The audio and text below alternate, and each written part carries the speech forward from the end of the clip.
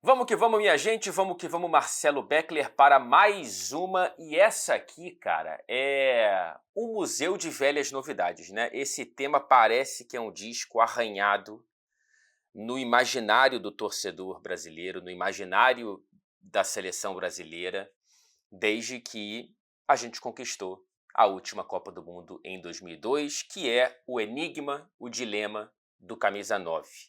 A gente busca um novo Ronaldo, a gente busca um novo até Adriano, que não conquistou o mundo, mas conquistou corações, e a gente não consegue se dar por satisfeito. Satisfeito. Será que é tão essencial assim ter um camisa 9? Ou será que de fato essa busca faz sentido e a gente precisa resolver esse quebra-cabeça? Isso vem muito não só pela má fase da seleção brasileira, por esse 2023 absolutamente terrível, Beckler, mas acho que principalmente por uma declaração do Gabriel Jesus que daria para classificar como um sincericídio, né?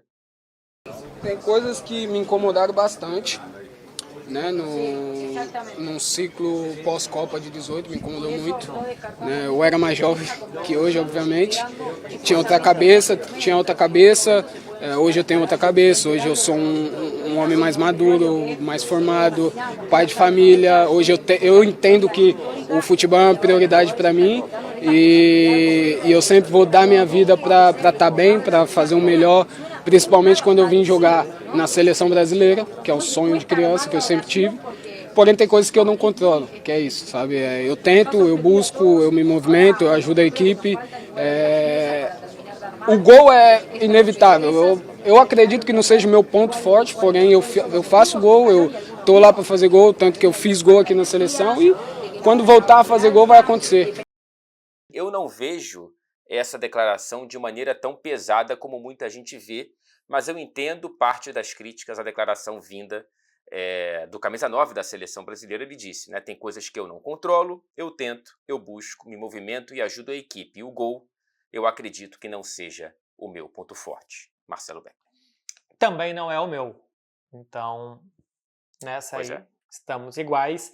Tudo bem, Fred? Um abraço para você, para nossa audiência que está acompanhando aqui. E para trazer tudo isso, a gente vai mostrar o desempenho dos noves do Brasil em Copas do Mundo desde que o Brasil ganhou a primeira, Copa por Copa, como é que foram os camisas 9 da seleção, projetando os futuros 9. A gente tem um bando de adolescente aí que daqui a pouco talvez possa aparecer.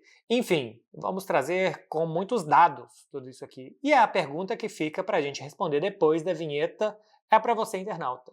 Você tem dado em casa?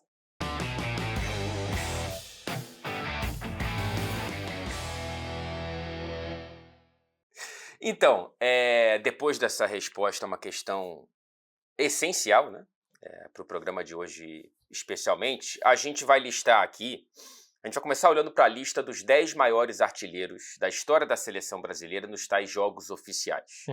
Então a gente tem, na primeira colocação, o Neymar com 79 gols em 126 jogos. Na segunda colocação, o Pelé com 77 em 92. Seguido pelo Ronaldo com 62 em 99. Romário com 55 gols em 70 jogos.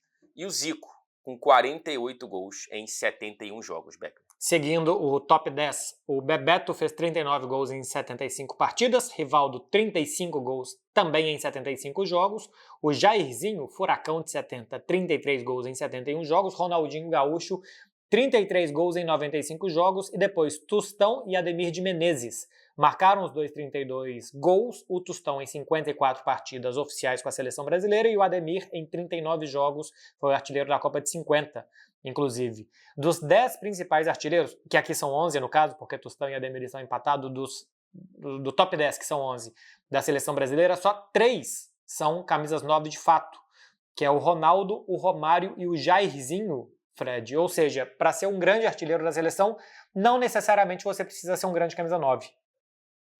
Dá para dizer que o Pelé também era 9, porque o Pelé era tudo e qualquer posição ao mesmo tempo, né? Mas evidentemente que é um sinal, né? É uma pista a gente olhar para a história tão rica da seleção brasileira e enxergar uma maioria de artilheiros não ocupando essa posição, né?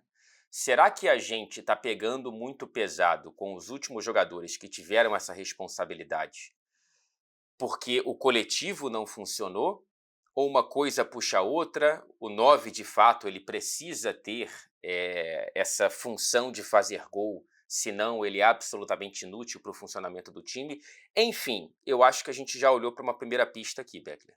Sim, nem sempre o melhor jogador do time vai ser o que vai fazer mais gols e nem sempre também o jogador que fizer mais gols vai ser o centroavante. Porque já teve vezes do melhor jogador do time ser uma posição mais recuada, são 10, por exemplo, que fazia mais gols, e já teve vezes do 9 não ser o melhor jogador do time, se aproveitar de um bom time e fazer muitos gols por conta disso, e aí tudo dá certo, né? Quando você tem um jogador para aquela função e o time constrói para ele, tudo dá certo, mas às vezes não é assim que funciona. Então, às vezes, o 9 não te dá mais gols, às vezes ele te concentra mais gols. Você vai fazer 10 gols de todo jeito, a diferença é que vão ser 9 gols de um jogador só ou podem ser gols de diversos jogadores. Então, que a gente mostre que no top 10 da seleção, apesar de ser um país conhecido por grandes matadores, por grandes jogadores dessa função, a gente percebe que na história da seleção brasileira, jogadores de outras funções faziam também muitos gols sem precisar ser um centroavante. E quando a gente olha para os nossos títulos de Copa, aí uma outra pista em outro sentido, acredito, nessa interpretação que eu faço rapidamente aqui, é ver os artilheiros do Brasil em cada título, né? Em 58 a gente teve o Pelé como artilheiro com 6 gols, em 62 Garrincha e Vavá dividiram a artilharia com 4 gols cada, em 70 o Jairzinho com 7, em 94 Romário com 5 e em 2002 o Ronaldo com 8.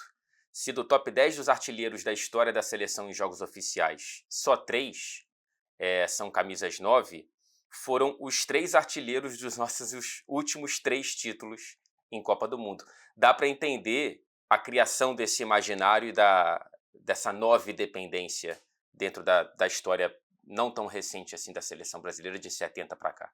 Pois é, a gente passou, eu acho que principalmente 94 e 2002, porque a seleção de 70 não é conhecida como a seleção do Jairzinho, né? Inclusive, talvez o grande mérito daquela seleção tenha sido acomodar Gerson, Rivelino, Pelé e Tostão, jogadores de posições nos seus clubes muito parecidas, dentro de um esquema que esses 4 conseguiam jogar e que o Jairzinho ainda conseguia se aproveitar muito bem, porque era muito bom jogador, para finalizar boa parte das jogadas que esse time armava. Mas em 94 era o time do Romário, não só pela quantidade, porque talvez 5 nem sejam tantos gols assim, mas o gol contra a Holanda, o gol contra a Suécia, a primeira fase como ele tira o Brasil de jogos difíceis, o passe contra os Estados Unidos para o Bebeto, e o Ronaldo marcando, só não marcou contra a Bélgica nas oitavas, mas marcou. Aliás, ele marca contra a Bélgica, ele não marca contra a Inglaterra. Marca contra a Turquia, Isso. Marca contra a Alemanha, enfim, marca em todos os mata-matas. Marca em 3 dos 4 jogos de mata-mata. É a relevância dos gols, né? A importância não só do número, mas do peso que os gols têm. Se a gente for pegar em outras Copas do Mundo, olha só, em 74, o artilheiro do Brasil foi o Rivelino, que não era um 10, fez 3 gols. Em 78 foi um 10, foi um 9, perdão, o Roberto Dinamite, que fez 3 gols em 5 partidas. Em 82 não é um 9, é o Zico, artilheiro com 4 gols, e o vice-artilheiro não é um 9, é o Éder, com 3 gols. Para muitos, a melhor seleção de todos os tempos da seleção brasileira, o 9 só fez um gol, o Serginho Chulapa, naquela oportunidade. Em 86 é um 9, o nosso grande artilheiro, o Careca fez 5 gols em 5 partidas. Em 90, Careca e Miller, os 2 atacantes da seleção, os 2 fizeram todos os gols do Brasil. O Brasil fez 4 gols naquele Mundial, 2 de cada um. Em 98, o Ronaldo é o artilheiro com 4 gols. O Bebeto e o Rivaldo fizeram 3 logo atrás dele, Fred. E aí a gente tem o título de 2002 e de lá para cá a seca de títulos e vamos ver as artilharias em cada Copa, em cada participação brasileira. Em 2006, na Alemanha, a gente teve o artilheiro, mais uma vez o Ronaldo, assim como em 2002, mas uma queda brusca de produção, né? São 3 gols do Ronaldo. O Adriano é o vice-artilheiro com 2 gols, cada um jogou, foi titular em 4 partidas, né? Às vezes, claro, titulares no mesmo jogo, mas enfim, as titularidades foram divididas entre os 2. Em 2010 foi o Luiz Fabiano, um 9 mais uma vez, 3 gols, titular em 4 partidas daquela campanha da seleção do Dunga. Em 2014 não foi o 9, foi o Neymar, com 4 gols marcados. O 9, que foi o Fred, titular em 6 partidas, marcou apenas um gol naquela goleada contra o Camarões na fase de grupos ainda. Em 2018, artilharia dividida entre 2 meias, o Coutinho com 2 e o Neymar com 2.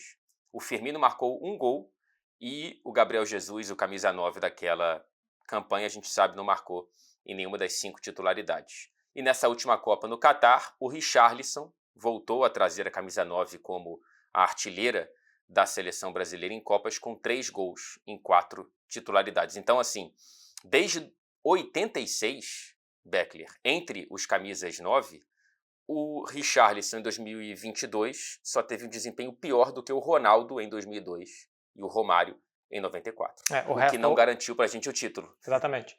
O resto, ou ele foi igual, ou ele foi melhor do que os outros camisas 9 que a seleção teve, como na Copa de 90, como na Copa de 2014, de 2018. O Richarlison fez 3, sendo 2 na primeira partida, e depois fez 1 na goleada sobre a Coreia do Sul, né? Que muitos jogadores marcaram naquele jogo, o Brasil ganhou por 4-0, com o Richarlison fazendo um dos gols.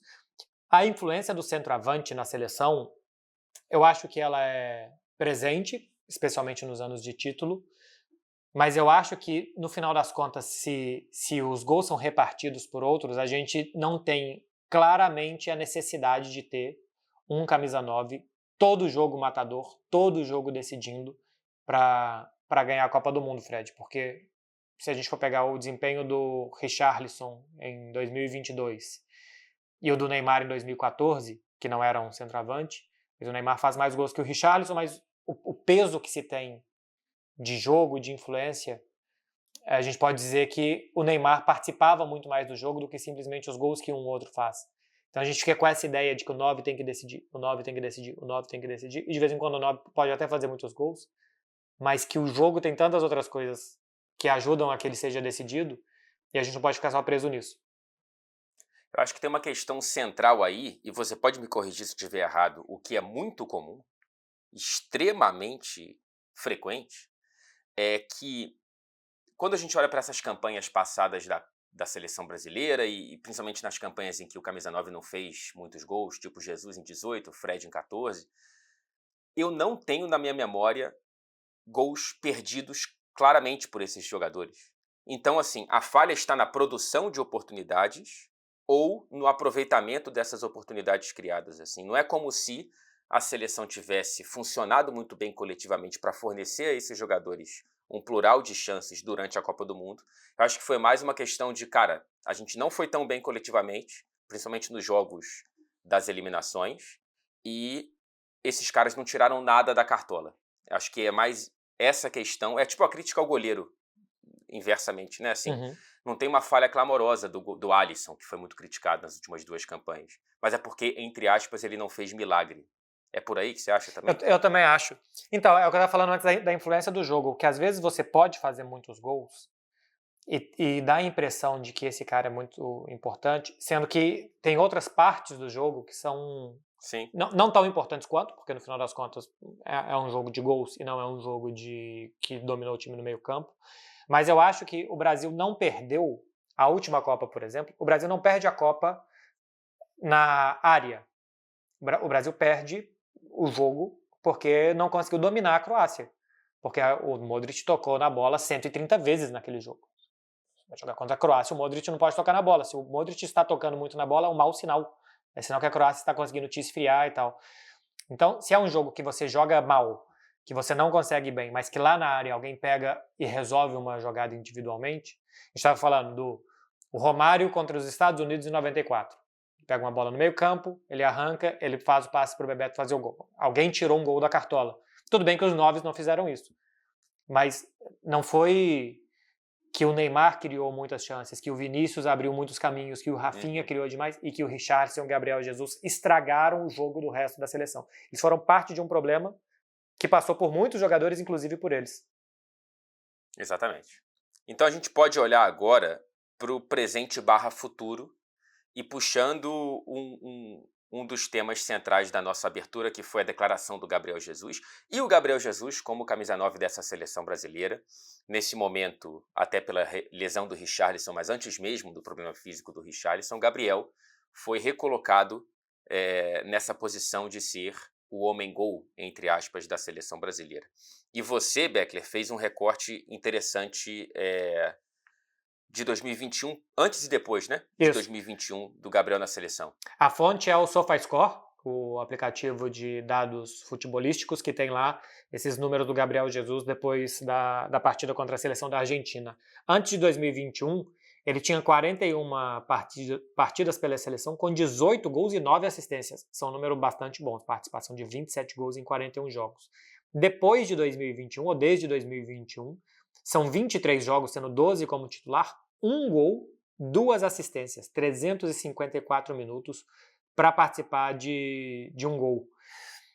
Se a gente pega esse Gabriel Jesus antes de 2021 e depois de 2021, é completamente diferente. Daqui a pouco vale falar sobre isso, porque eu acho que a seleção taticamente mudou pós-2021. Mas se a gente pega no Arsenal, Fred, pós-2021 e essa temporada, o Gabriel vem muito bem também.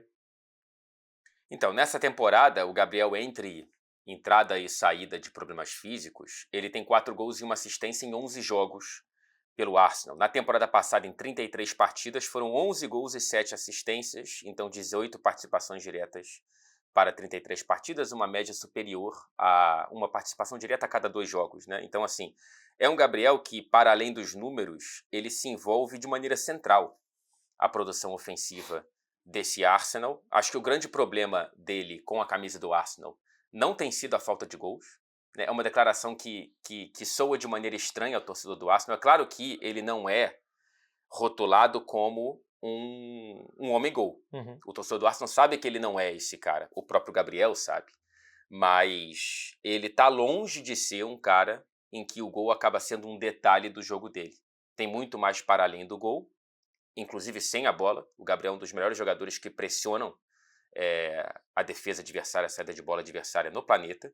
O Guardiola falava muito sobre isso. Mas tem, evidentemente, essa questão. Assim, no Arsenal, esse detalhe de não ter como ponto forte o gol, como o Gabriel disse agora com a camisa da seleção, ele não é tão problemático assim. Então essa declaração ela bate muito pior no torcedor da seleção brasileira do que no torcedor do Arsenal. Se a gente for pegar o Haaland, é tudo isso aí, né? Ele é o homem-gol, ele é o cara que marca, não sei o quê. Se o Haaland não marcar, dificilmente o Haaland vai jogar bem. É muito pouco provável que a gente veja um jogo do Haaland, que ele passou em branco, que você fala, hoje o Haaland jogou pra caramba. Com o Gabriel Jesus pode acontecer, e eu acho que acontece várias vezes, dele não marcar e ele ser fundamental para o time, e talvez o time não tivesse feito 3 gols se não tivesse o Gabriel Jesus não marcando. Porque se fosse para ele terminar as jogadas, talvez o time tivesse feito 1 ou 2 gols. Porque ele inibiria o trabalho do Odegaard, ele inibiria o trabalho do Saka, ele inibiria o trabalho do Martinelli, se todos estivessem à função dele. Por exemplo, isso aqui não vai ser uma crítica ao Cristiano Ronaldo, mas se vocês pegarem os números do Bruno Fernandes na temporada pré, os números do Bruno Fernandes na temporada com o Cristiano e os números do Bruno Fernandes na temporada pós-Cristiano, vai perceber que existe uma onda de descida de gols do Bruno Fernandes, que esses gols são ocupados pelo Cristiano. Então, de vez em quando, o 9 ele concentra gols. Isso talvez faça com que o time faça menos gols. Então, eu sei que parece passar pano para o Gabriel Jesus, e eu acho que a minha intenção, pelo menos, o Fred não é essa, e eu acho que na seleção ele tem que fazer mais. Mas o atacante ele pode ajudar em muitas outras coisas ao time fazer muito mais gols sem que ele marque sempre. O que eu acho, dito tudo isso, que não está acontecendo na seleção. E aí eu posso traçar um paralelo antes da gente entrar em outras alternativas para essa posição da seleção brasileira, Beckler, olhando para os campeões de Copas de 2002, né, desde o último título do Brasil para cá, raramente o 9 ele foi central para a campanha do título. Em 2006, a Itália campeã teve o Luca Toni como camisa 9 com 2 gols. A Espanha, em 2010, aí teve o David Villa, que fez 5 gols e foi fundamental para aquele título. Que não era o 9. A Alemanha, que não era o 9, mas... É um atacante que concentrou os gols, mas que nunca foi um camisa 9. A Alemanha, em 14, teve o 9-9, o Klose, que até superou o recorde do Ronaldo naquela Copa com 2 gols, mas o artilheiro foi o Thomas Müller, que também tem certas características de um camisa 9, inclusive. Em 18, o Giroud saiu com 0 gol no título da França. Os artilheiros foram o Griezmann e o Mbappé. e não tem ninguém crucificando o Giroud na França, porque veio o título no fim das contas. Uhum.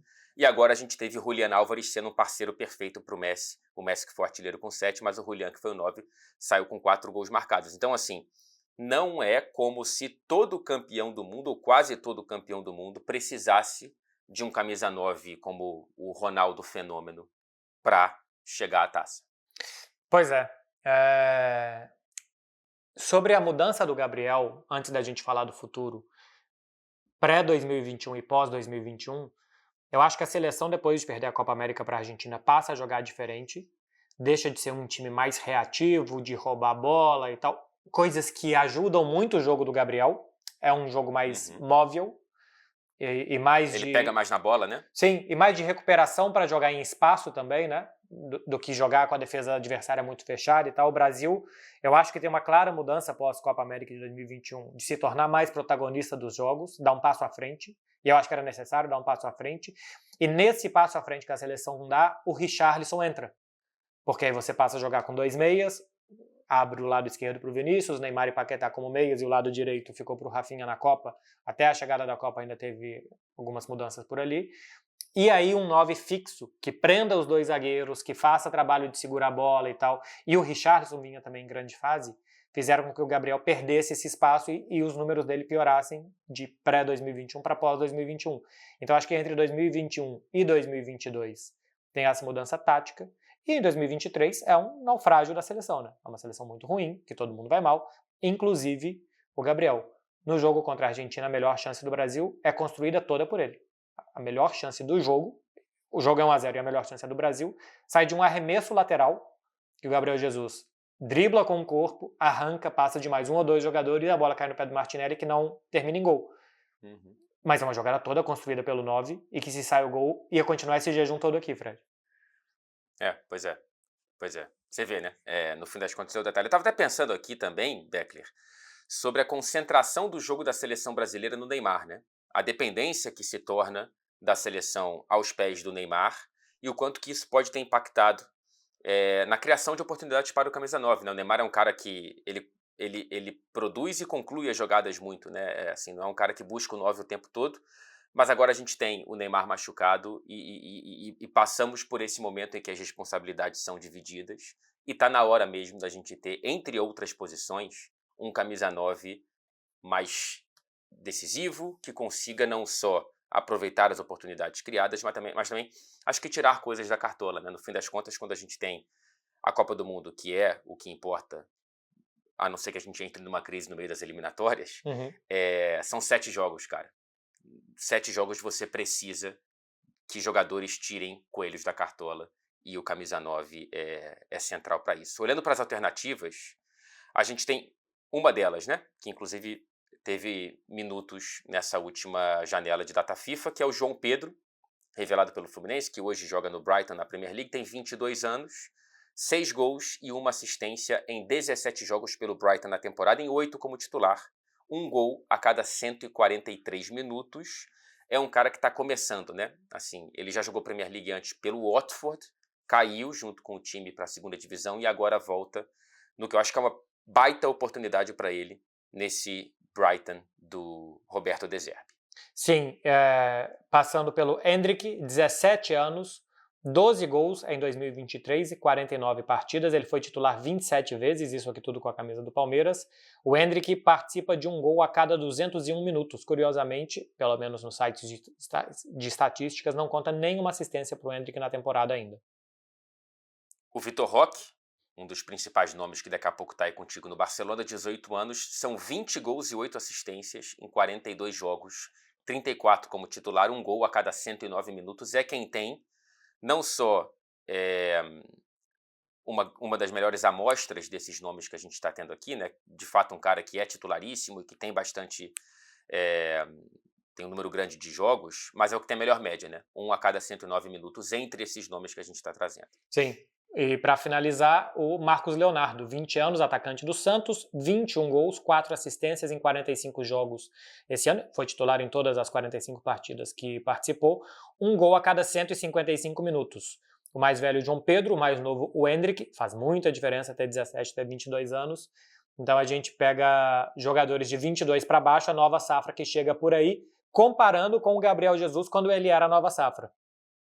Quando ele estava no Palmeiras e teve uma temporada completa no Brasil, artilheiro do Campeonato Brasileiro, inclusive, 19 anos na época, 21 gols e 5 assistências em 46 jogos, 41 quase todos como titular, um gol a cada 141 minutos. Ele ficaria, portanto, na segunda posição, né? Comparando com, por exemplo, o Vitor Roque, Endrick, João Pedro, Marcos Leonardo. Enfim, o Gabriel Jesus teve uma temporada espetacular. Ele sai do Palmeiras para o Manchester City com uma expectativa muito grande que de lá para cá só diminuiu, apesar de eu achar as críticas exageradas.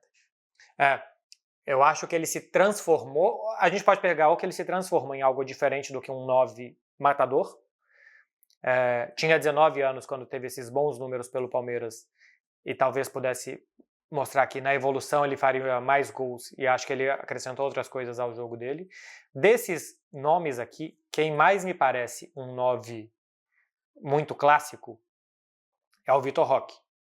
Se você vê eles jogando, quem tem mais presença de área, faro de gol, sabe-se lá como, sempre que tem um bate-rebate na área, ela acaba no pé dele, é o Vitor Roque.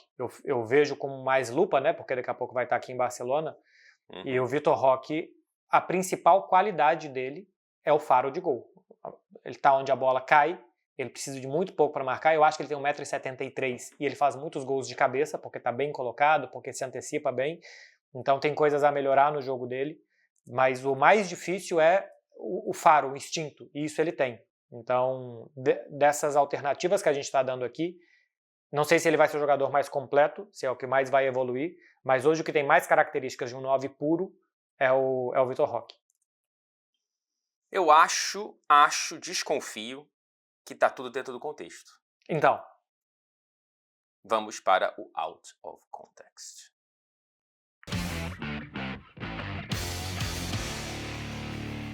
Fred, o momento que a gente mais estuda para fazer esse programa, embora hoje tenha dado um certo trabalho sair buscando o número dos camisas 9, é para falar de Afonso Alves, jogador muito pouco conhecido pelo que fez dentro de campo e muito conhecido por uma declaração sobre o Romário. O Afonso Alves é um jogador que saiu do Atlético Mineiro e aí ele rodou pela Suécia e tal, foi jogar na Holanda. Quando ele chegou na Holanda, ele chegou a fazer 48 gols pelo Heerenveen em 2 temporadas. Números muito parecidos com o do Romário e o do Ronaldo no futebol holandês, antes de ir depois para a Inglaterra e de perambular até encerrar a carreira. O Afonso Alves chegou a ser convocado pela seleção brasileira em 2001, se eu não estou enganado. 2001 não, foi mais pra frente, foi 2006. Não. Isso, pós-Copa talvez, 2007? Pós-Copa, com o Dunga e tal. Isso. Por aí. Foi, porque ele chega à Holanda na temporada 2006-2007 e é nesse Afonso Alves irresistível do futebol holandês que ele é convocado pelo Dunga. E ele deu uma declaração sobre o Romário, quando perguntaram para ele mais ou menos quem ele era e tal. Abre aspas para Afonso Alves. Não sou preguiçoso como o Romário, sou um jogador tático. Sei que os adversários estão constantemente olhando para mim e por isso aproveito uma ou outra distração para me desmarcar e aí ninguém me segura. É fatal. Falou isso sobre o Romário, evidentemente foram perguntar para o Romário o que ele achava disso e o Romário respondeu, quem? Nunca ouvi falar. Cara, é bom demais isso aí. É bom demais. A reação do Romário é maravilhosa. É maravilhosa. Eu não sei se o Romário estava preparado ou não, porque parece muito sincero. Parece. O tom dele é de que realmente ele não faz ideia de quem é o Afonso Alves, o que está falando dele, até porque eu acho que se ele soubesse, e se ele... Bom, hoje vão me perguntar sobre esse cara, porque ontem esse cara falou sobre mim, ele teria procurado uma resposta mais que alfinetasse mais. Talvez, pelo perfil do Romário. Ele simplesmente fala muito sinceramente, quem? Nunca ouvi falar. E pronto, acabou. Não tem mais o que perguntar também depois disso, né? Já tá tudo ali. A manchete já tá entregue. Cara, é bom demais. Depois dessas 3 palavras, 4 palavras, nunca ouvi falar, Afonso Alves nunca mais foi o mesmo. Nunca mais foi o mesmo. E o Afonso Alves, ele parou na Premier League depois desse número absurdo que ele teve na Eredivisie, né? Na Liga Holandesa. E ele vem para o Middlesbrough, que na época estava na primeira divisão inglesa, dirigido pelo técnico Gareth Southgate. Você vê aí a junção, né, de diversas coisas aí. E a gente tem o Afonso Alves chegando e não sendo tudo o que se imaginava, né? Quando os ingleses contrataram o Afonso Alves, pensaram que estavam contratando o novo Van Nistelrooy, né, que veio com números tão assustadores quanto pelo Feyenoord até vir para o Manchester United. Mas não foi bem assim. E Van Nistelrooy disse, quem? Nunca ouvi falar. Mas foi curiosamente contra o Manchester United o grande momento de Afonso Alves no futebol inglês. E a gente está numa época, a gente vai chegar agora numa época maravilhosa para a história do Manchester United, a temporada 2007-2008, que termina com título de Champions, que termina com título de Premier League. E tem um jogo já para a reta final da Premier, em Middlesbrough, que as equipes saem empatadas em 2-2. O Afonso Alves, ele marca os 2 gols da equipe do Middlesbrough, 2 gols em Van der Sar, e para deixar tudo ainda mais completinho, os outros 2 gols foram marcados por Cristiano Ronaldo e Wayne Rooney, ou seja, um desfile de estrelas naquele domingo, 6 de abril de 2008, Marcelo Beckler. Que grande dia pro Romário não ter ligado a televisão e não ter visto esse show de Afonso Alves. O Romário que coisa. Não deve ter feito nenhum gol no Van der Sar, se não me falha a memória. Eu ia procurar quantos gols ele fez no Manchester United. Deixa eu ver se eu acho. Edição, se demorar que ele muito. Fez gol? Eu acho que na Champions de 94 pelo Barcelona. Enfrentaram? O Barcelona goleou. Eu tô vendo aqui Romário versus Giggs. Foi um 4-0 o Barcelona. Eu acho que o Romário fez 2 ou 3 gols naquele jogo. E depois saiu correndo porque tinha carnaval. Tô brincando. Mais uma derrota para Afonso Alves nessa briga particular. O Romário tem Fred Caldeira. O Afonso Alves, o programa de hoje não foi muito legal para você, não. Quantos gols? O Afonso Alves está acompanhando a gente. Até acabou minha luz, daqui a pouco, pro próximo quadro eu ligo a luz de novo. O Romário tem 3 jogos contra o Manchester United na sua carreira e 4 gols, Fred. Você vê. Ele marcou 2 vezes pelo Barcelona, na fase de grupos da Liga dos Campeões, 94-95. 2-2 em casa, gol do Romário. 4-0, 2-2 em Manchester, gol do Romário. 4-0 no Camp Nou, gol e assistência do Romário. E depois, Mundial de Clubes. Aquele jogo que o Edmundo dá aquele drible, os Manchester United tudo de caipirinha na cabeça. 2 gols do Romário aquele dia. É verdade. Como é que eu pude esquecer desse encontro no Rio de Janeiro, no Maracanã? Mas não sabia, não lembrava desse da Champions, não. Mas é isso, né? Assim, Afonso Alves, a gente pede desculpas. E a gente também pede a vinheta do resumo. Seguinte, Fred, no programa de hoje, eu acho que dá para explicar bem agora no resumo. Assim, a gente tentou trazer muitas informações sobre a importância que o 9 já teve, que foi maior ou que foi menor. Me parece bastante claro que o 9 da seleção precisa dar um passo à frente, precisa fazer mais do que vem fazendo, mas também me parece que se todo o problema fosse esse, estava bom demais, sabe? Se todo o problema fosse que o time cria 15 oportunidades e que a gente não tem um camisa 9 que as conclua, estaria tudo bem. Em outros momentos a gente já teve jogadores que não eram 9, que faziam muitos gols, e nesse momento nem o 9, nem o 7, nem o 10, nem o 11, nem ninguém tem feito os gols. Então, é um problema que passa por uma geração de camisas 9 do Brasil, talvez seja. Mas eu acho que também passa por todo o jogo do time. E que, historicamente, a gente coloca um peso que ele pode ser justificado quando a gente olha para os últimos 3 títulos de Copa, né? Jairzinho em 70 artilheiro, Romário em 94 também e Ronaldo em 2002. Mas a gente mostrou aqui que dos 10 principais artilheiros da história da seleção brasileira em jogos oficiais, apenas 3, de fato, são camisas 9, né? Então, no fim das contas, a gente tem uma memória recente, especialmente de 94 até 2002 ou 2006, se você quiser incluir o Adriano nessa conversa, de ter um 9 absurdo e de fato entregando muitos gols, mas não era, pelo menos especialmente em 2002, uma seleção que se resumia ao Ronaldo, né? Assim, a gente tinha coadjuvantes, tem muita gente que acha que o Rivaldo foi a grande estrela, por exemplo, do Brasil naquela Copa na Coreia do Sul e no Japão. Então, assim, e o Bebeto em 94, a gente tem tantos outros problemas que eu acho um pouco injusto que a gente concentre no camisa 9 o rótulo de maior culpado pelos insucessos da seleção brasileira, até por conta disso que você falou. Eu não tenho na memória Gabriel Jesus, Fred, Richarlison perdendo chances absurdas em Copas do Mundo que custaram alguma eliminação do Brasil. Sim. Outra coisa é que a gente mostrou também a nova geração que vem por aí, de Hendrick, de Marcos Leonardo, de Vitor Roque, de João Pedro. Uma coisa que eu estava refletindo durante o dia, Fred, eu acho que a mudança do futebol nos Cuidado últimos... com isso. Eu parei. É. Comecei a refletir, parei. Tomei mais whey protein, que é o correto. Você começa a refletir, você Exatamente. tenta simplesmente ganhar músculos para conseguir se adequar melhor aos padrões da sociedade.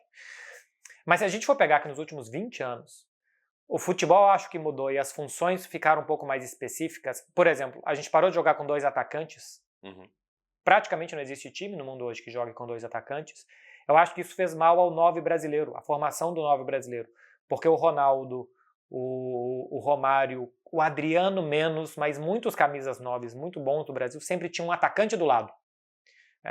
Era Ronaldo e Bebeto na Copa, mas era Ronaldo e Rivaldo. Era Romário e Bebeto. Antes era Careca e Miller, por exemplo, em 90. E agora o 9 é um grandão que fica lá na frente com 2 ou 3 zagueiros. É o Haaland, é o Lewandowski, é o Benzema. E isso a gente parou de produzir. Então talvez a gente tenha ficado um pouco para trás na produção do 9 que o mundo hoje pede.